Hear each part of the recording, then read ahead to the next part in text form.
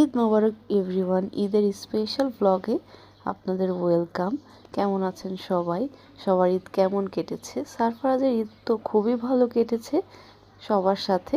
সারফরাজ তো দেখতেই পাচ্ছেন পাঞ্জাবি পায়জামা পরে সে অনেক খুশি। মাশাল্লাহ, আমার ছেলেটা এখন টুকটুক করে হাঁটতে শিখেছে। তারপরে তার নানুরা অনেক কিছু রান্না করেছিল, সবাই মিলে আমরা খাওয়া দাওয়া করলাম। করার পরে কিছুক্ষণ পরে লাঞ্চের টাইম হয়ে গিয়েছিল। তারপরে এখানে কাবাব ভাজতেছিল।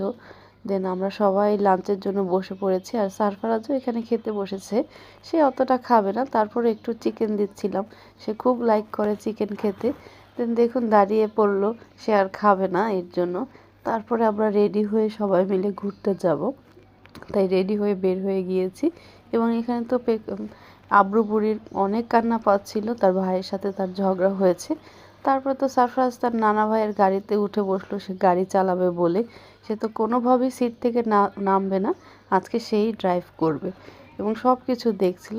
তারপরে একটা সময় তাকে জোর করে করে কোলে নিয়েছি। দেন তার মুডটা তো খুবই অফ, রেগে গিয়েছে সে।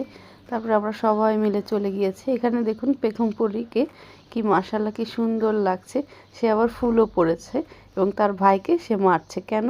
তার ভাইয়ের মুড অফ, তার ভাই তার সাথে কেন খেলছে না, এর জন্য সে বারবার তার ভাইকে ডাকছে।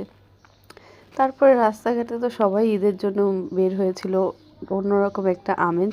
তারপর আমরা চলে গিয়েছি ধানমন্ডিতে, সেখানে তো অনেক ভিড় ছিল। কিন্তু দেখুন সাথে সাথে সারফরাজ ঘুমিয়ে পড়েছে। কী আর করবো, সে আর ঘুম থেকে আর ওঠেনি, তাকে কোলে নিয়েই ঘুরতে হয়েছে সব জায়গায়। সে সচরাচর ঘুমায় না, কিন্তু সেই দিন সাথে সাথে ঘুমিয়ে গিয়েছিল। এখানে আব্রু সোনা তো সে কী কিনবে দেখ